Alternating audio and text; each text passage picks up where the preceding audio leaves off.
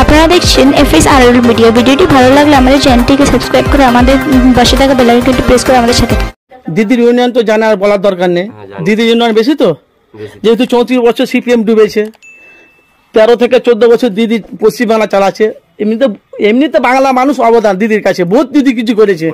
তো বলা বলি কথা, আমি মিডিয়া আপনারা জানেন যে আমি সরাসরি আপনাদের কাছে এসেছি। এই 5 বছর আপনারা দিদি কিছু উন্নয়ন পেয়েছেন? মিডিয়ার কাছে মুখোমুখি বলেন কি পেয়েছেন কি পাননি। আমাদের সেরকম কিছু পাইনি এখনো পর্যন্ত, কারণ আমরা কাগজপত্র জমা দিয়েছিলাম ঘরে, যখন সেই আগের বছর যখন সেই আমফান হয়েছিল কাগজপত্র জমা দিয়েছিলাম, আর দিয়েছিলাম কাগজপত্র জমা দেওয়ার পরে কোনো কাজ হয়নি, কিচ্ছু হয়নি। এই ঘরটা আপনাদের, তাই তো? হ্যাঁ। তাহলে আপনার কিছু অভিযোগ আছে?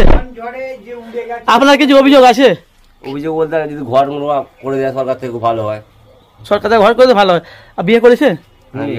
লক্ষ্মী ভান্ডার ভাই আপনার ওয়াইফ? না না, বয়স হয়নি তো? 20 বছর বয়স, 20 প্লাস। আচ্ছা, তোমার বাড়িতে কেউ বেকার ভাতা কি কেউ কিছু পায়? বেকার ভাতা তোমার পাও? সে তুমি জানবে তো, কেউই পায় না, কিছু পায় না, তাই তো? মানে উন্নয়ন কিছু হয়নি, কিছু পাইনি, তৃণমূলের উন্নয়ন কিছু হয়নি। তাহলে ভোটটা কাকা হবে? ভোট তৃণমূলকে দিই, তৃণমূলকে দেবো। ও মানে দিদির উন্নয়ন হয়নি তা তৃণমূলকে ভোট দেবে, মানে দিদিকে এতটা পছন্দ করে, তাই তো? আমি হ্যাঁ ভোট দিই তো, দিদিকে ভোট।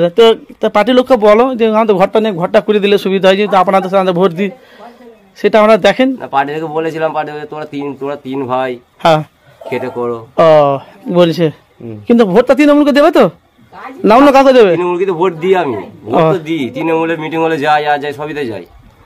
তৃণমূল মিটিং এর সাথে বেরোন নাকি?